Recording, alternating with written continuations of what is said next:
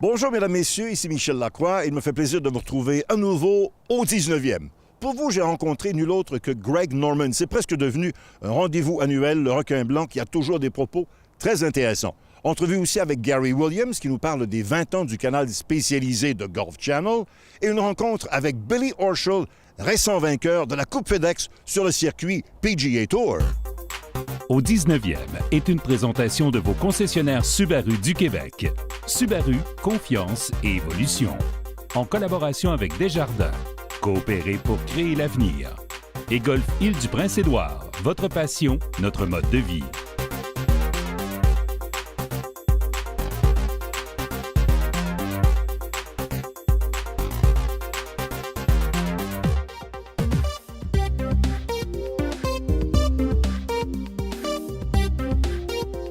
Mon invité cette semaine au 19e, Daniel Lacroix, membre du personnel d'entraîneur du Canadien de Montréal. Daniel, donc, on te connaît pour le hockey.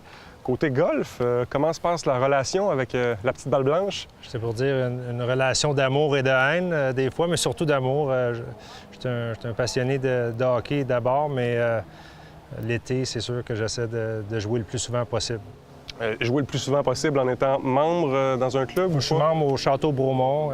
J'ai l'opportunité, surtout cet été, de pouvoir aller puis jouer au moins un 3 rondes semaine, là, dans un temps assez restreint pendant l'été. La saison est quand même assez courte, mais ça me donne l'opportunité de relaxer un peu puis passer du bon temps avec les amis. Ta carrière dans le monde du hockey s'est amenée à voyager un peu. Est-ce que tu as eu l'occasion de jouer des terrains qui t'ont marqué comme tel? Oui, j'ai coaché à Long Island. Je ne sais pas si les gens réalisent. À Montréal, on est un peu loin, là, mais Long Island, c'est une place incroyable avec des terrains de grande marque. J'étais là au US Open en 2009, alors sur Bethpage Black, qui est excessivement difficile. Juste de sortir des tee-box, les terres de départ, c'était très, très difficile, mais j'ai eu la chance de jouer là, de jouer un petit peu plus dans les Hamptons à Sebanuk, puis à Shinnecock. C'est des très, très beaux terrains. Alors, quand tu as la chance d'avoir cette expérience-là comme golf, là, ça donne le goût de retourner puis d'en visiter plus.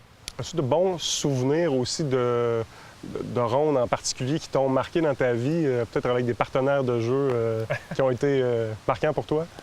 Je me souviens surtout, à mes débuts, je jouais pour les Flyers de Philadelphie, puis mon chambreur, mon roommate sur la route, c'est Danis Zubrus. Puis on n'était pas des bons joueurs de golf, et Danis non plus.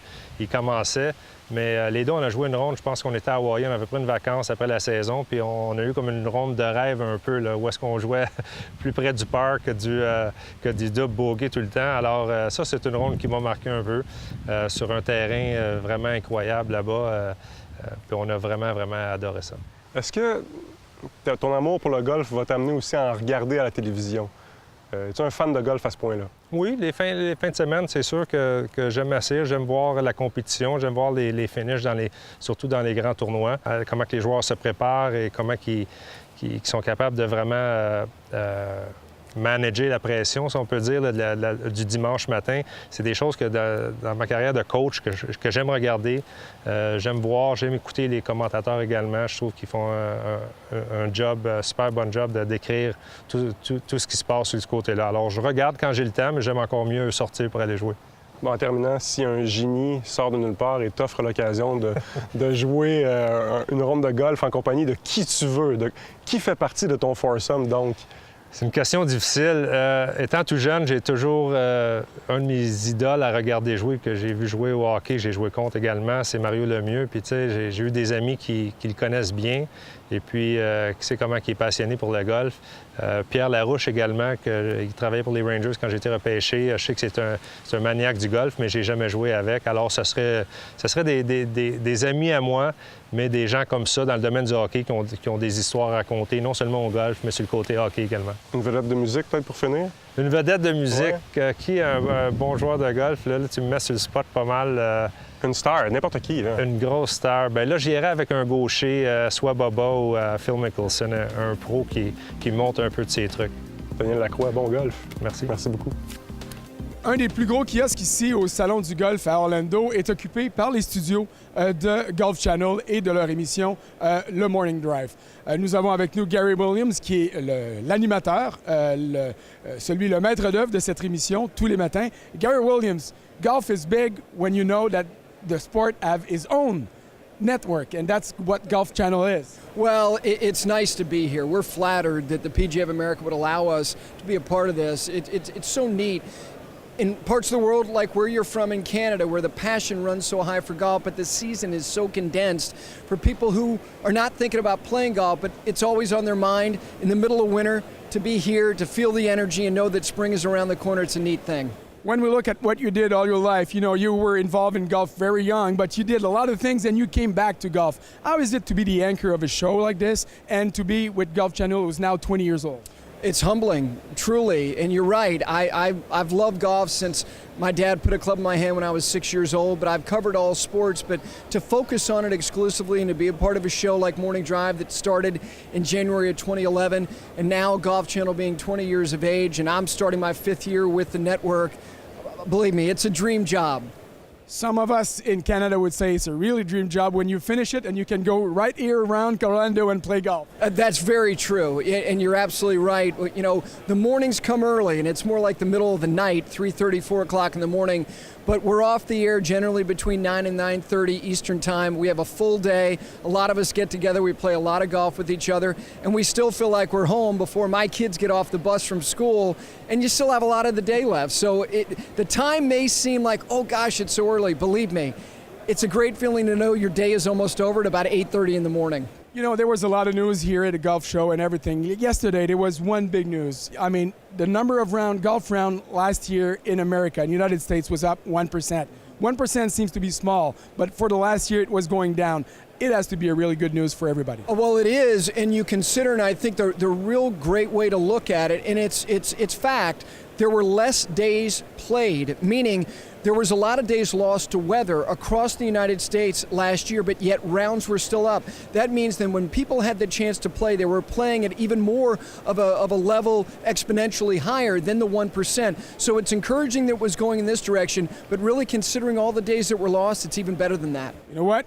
We can brag about something. In Quebec, it was up by 11% last year. I'm not surprised. I can tell you this, the amount of feedback and the response we get, not only on Morning Drive, but really across the board on Golf Channel, from all of Canada, makes us all feel great. And for the people who get to travel there to the various events on the LPGA and the PGA Tour and also on the Champions Tour, everybody comes back and says there is nothing like the passion for golf like you see in Canada. We have a lot of snowbirds that come down during the winter. Obviously, they have time, they have the money to do it, and I'm really happy for them. But when the summer comes, we used to have baseball in Montreal. You're a baseball fan. You still think that the Expos should come back to Montreal? I don't think they should. They should. I don't understand it, considering the fact that at the end, the way that it happened was disappointing to me. And also, I was a Yankee fan, and during the strike season, the Yankees were a very good team. The best team in baseball was the Montreal Expos. They have great history there. They have great fans there, and I think that baseball should be in Montreal. Absolutely.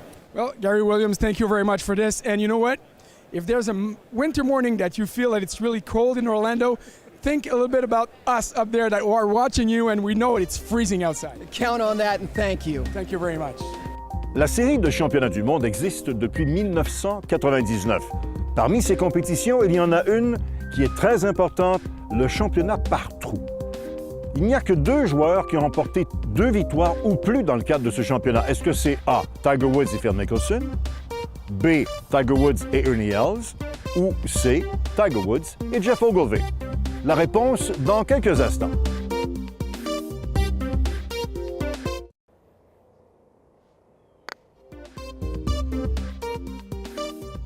La réponse C, Tiger Woods et Jeff Ogilvy. Dans le cas de Woods, pas de problème, il a déjà remporté ce championnat à 3 occasions. Jeff Ogilvy, lui, l'a emporté en 2006 et en 2009. Oh, I mean, whenever you get the chance to win $10 million, doesn't matter what, how much money you have, what stage of a part of your life you're in, it's going to be life-changing no matter what. So that's why I said it was life-changing, the money aspect of it. That's the only thing that sort of changed is the money, and everything else is still the same. You're just still working to try and become the best player you can become.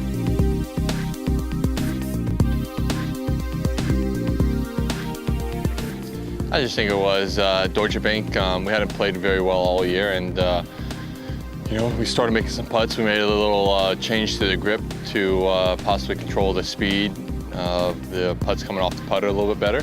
And from there, I just started making putts, and the confidence just grew.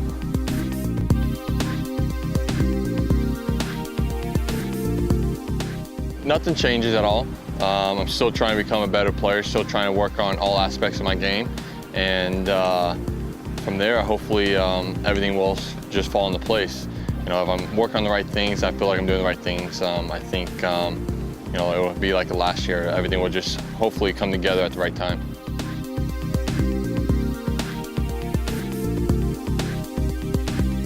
Yeah, so the one major that you can ask me what major I would like to win would be the U.S. Open. I love the challenge it makes, or it tests the golfers mentally, physically, and it's one that you know, I think any American would love to win, and that's the way it is with me. I want to win the U.S. Open the most.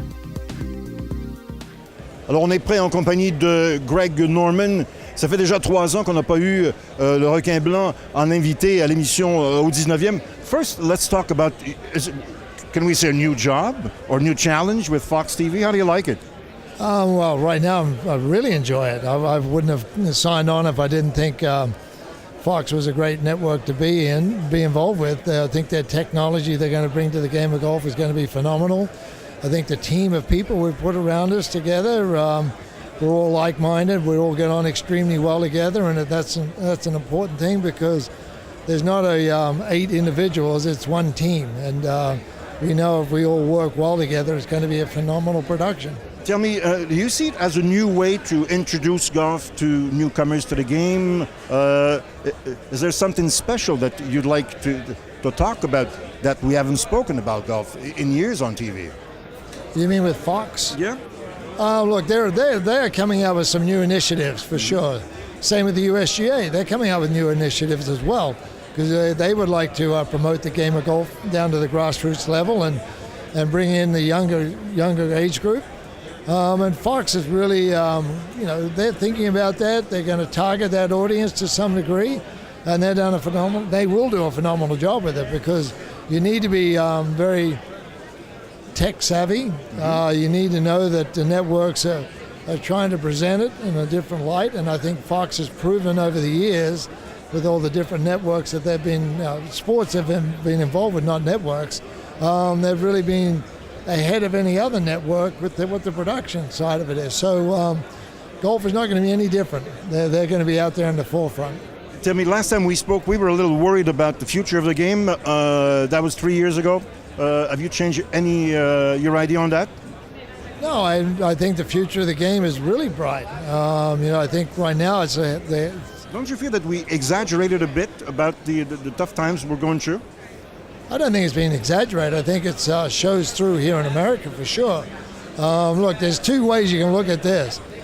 The state of professional golf is in fantastic shape. You've got really a lot of global players right now, and a lot of them can win on a regular basis.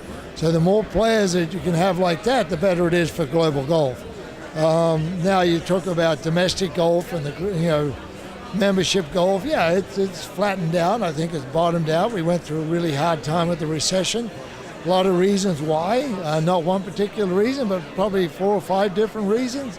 But we're starting to see the cycle moving up. People have got disposable income in their pockets now, and they're looking to get back onto because people do love to play the game.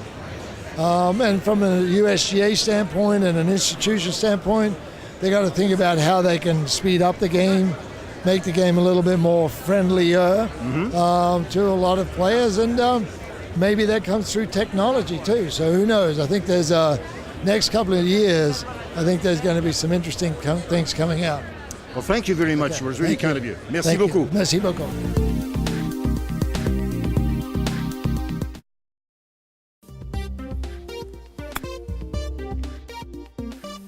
Cette semaine, on s'attaque aux bois d'allée. Et Pierre, corrige-moi si je me trompe, mais les technologies qu'on retrouve dans les bois d'allée et même les hybrides qu'on verra la semaine prochaine transforment ces outils en véritable tout-terrain. Le but est de s'assurer que le golfeur puisse se sortir d'impasse le plus souvent possible. Donc, un centre de gravité très reculé pour maximiser la hauteur de trajectoire de balle. Et en plus, on peut ajouter de l'ajustabilité. Et dans les nouveautés, en 2015, chez Callaway, l'année dernière, la série Alpha offrait seulement un bois de départ. Cette année, la série 815 Alpha propose un bois d'aller avec 2 types d'ajustabilité. Oui, nous avons l'embout de la tige OptiFit qui permet de varier l'angle d'envol que l'on connaît déjà. Quelque chose de nouveau. 2 poids ajustables, un de 30 grammes et un de 3 grammes pour changer la position du centre de gravité.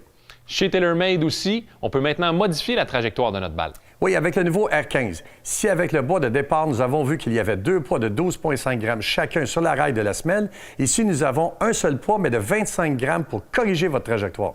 Pierre, on voit aussi que la très grande majorité des fabricants possèdent des technologies de rainure profonde dans la semelle, derrière la face, pour offrir plus de puissance à l'impact. Et c'est très important dans un bois d'aller parce que, règle générale, c'est la partie inférieure de la face qui est le plus souvent sollicitée à l'impact et c'est là que ces technologies sont efficaces. Sans oublier la forme de la semelle qui joue un rôle important. Oui, parce que plus la tête de votre bâton glissera sur le sol au moment de l'impact, plus le bois d'aller est considéré comme permissif. Est-ce qu'il y a d'autres caractéristiques auxquelles je dois m'attarder pour bien choisir mon bois d'aller? Le volume de la tête, tout simplement. Si vous aimez les jouer dans l'herbe longue ou dans l'allée, je vous suggère une tête plus profilée, compacte, avec un degré d'ouverture même de plus pour vous aider à avoir une meilleure trajectoire de balle. Oui, parce qu'une trajectoire de balle plus haute ne veut pas nécessairement dire qu'on perd de la distance. Ça peut peut-être même l'inverse. Merci, Pierre. Merci. La semaine prochaine, les hybrides. Au terrain d'exercice, vous est présenté par le nouveau bâton R15 de TaylorMade. On fait plusieurs coups d'approche dans une partie à des distances variant de 20 à 70 verges. Sur ce type de coup, la puissance étant moins cruciale, précision et contrôle devraient être le mot d'ordre. En théorie, c'est bien, mais il suffit de transformer vos ambitions en réalité. Je vais vous donner quelques exercices et points de repère à faire en début d'année pour développer ce coup le plus précis possible et ainsi améliorer votre carte de pointage. N'oubliez pas que ces points de repère me sont personnels. À vous de trouver les vôtres. Je suis installé à une distance de 25 verges de mon point de chute. Alors pour ma part, il faut que j'amène mon bâton parallèle au sol. C'est un repère qui m'aide beaucoup et qui m'enlève un certain souci de distance. Donc parallèle au sol égale 25 verges. Pour 40 verges, j'essaie de ressentir une flèche qui pointe au sol. Une flèche formée entre mon bras gauche et la tige de mon bâton. Pour 55 verges, je forme un L entre mon bras et ma tige. Mon bras est parallèle au sol. Et finalement, pour un coup de 70 verges, j'essaie de monter mes mains jusqu'à la hauteur de mon épaule. Ou si vous voyez mieux, une flèche pointant vers l'arrière. N'oubliez pas que la même accélération est appliquée pendant les différentes hauteurs de votre élan. C'est la longueur de votre élan arrière qui détermine la distance que volera la balle. Avec les connaissances acquises au travers de ces exercices, vous pouvez considérer chaque coup de moins de 70 verges comme une fraction d'élan. Au lieu de deviner la force à appliquer, il vous suffit de trouver vos points de repère personnels pour ce genre de coups et de bien les ancrer en vous. De cette manière, vous allez peaufiner la partie la plus importante du golf et ainsi améliorer votre carte de pointage. Bonne partie, bon golf et amusez-vous bien.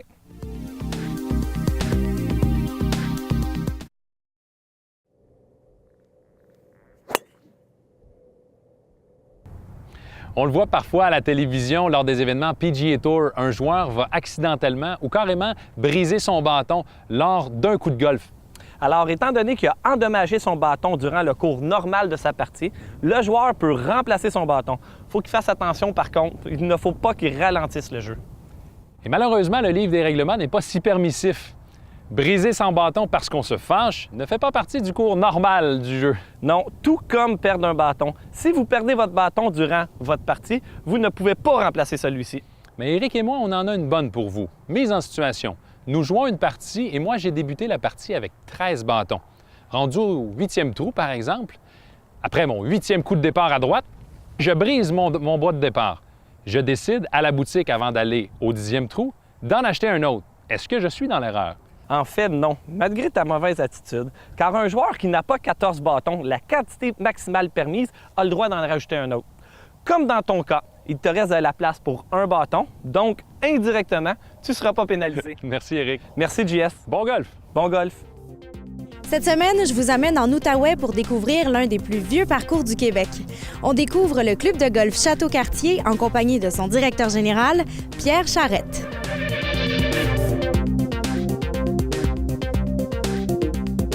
Le club de golf Château-Cartier, en fait, a au-dessus de 80 ans d'existence. C'est un des terrains les plus populaires de la région. C'est un 18 trous, ouvert au public. Il n'y a pas de membres, alors à tous les jours, il est accessible au public.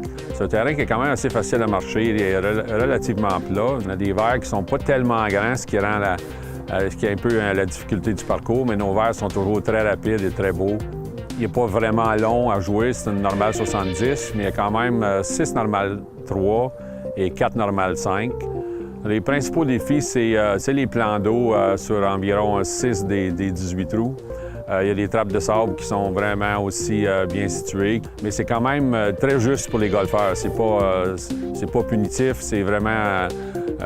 bien souvent, l'eau est là, mais elle est pas vraiment... Elle est plutôt là pour vous agacer plutôt que vous punir. On a vraiment 3 beaux trous signature ici, en commençant par le numéro 5, qui est une normale 5, qui longe la rivière tout le long. Et le défi, c'est si on veut atteindre le trou en 2, il n'est pas tellement long, c'est qu'il faut traverser la rivière jusqu'au vers à notre deuxième coup. Sinon, on peut contourner l'obstacle, mais c'est un des beaux défis du club. Le prochain, c'est le trou numéro 6 où on est présentement. Comme vous voyez, on a une super belle vue. C'est un charmant petit normal 3 qui a quand même des griffes. Il y a des obstacles tout le long jusqu'au vert. Il y a de l'eau en avant, il y a des arbres tout le tour. Finalement, on a notre numéro 11. C'est là qu'est la plus haute élévation sur notre terrain. C'est une normale 4 qui est vraiment courte. Environ 285 verges. Alors, les longs frappeurs peuvent vraiment l'atteindre d'un coup. On est à quelques minutes de beaucoup de musées, du Parlement et du casino. Alors, les gens qui viennent ici ne s'ennuient pas. Pendant l'été, il y a les festivals de jazz, il y a le Blues Fest, il y a le Festival des Montgolfières à Gatineau. Alors, les gens ils peuvent venir ici, jouer du golf, puis faire tellement d'autres activités qu'ils viennent y passer les 2-3 jours et vraiment, ils ne s'ennuient pas, puis ils reviennent. C'est ça qui est le fun. Pour vivre l'expérience du club de golf Château-Cartier à son meilleur, profitez des forfaits offerts en collaboration avec l'hôtel Doubletree by Hilton de Gatineau. Il s'agit d'une belle manière de découvrir la magnifique région de l'Outaouais tout en pratiquant votre sport favori. Marie-Christine Baudry, au 19e. C'est déjà terminé. J'espère que l'émission vous a plu. Voyons ce qu'il y a au menu pour vous la semaine prochaine. Le champion québécois Dave Lévesque, de même que Scotty Cameron, le joueur de hockey Jason Pominville et la grande star de la LPGA, Paula Kramer. Toute l'équipe du 19e vous donne rendez-vous la semaine prochaine. Au 19e, là où on entend bien sûr les meilleures histoires de golf. Au 19e, vous a été présenté par vos concessionnaires Subaru du Québec en collaboration avec Desjardins et Golf Île-du-Prince-Édouard.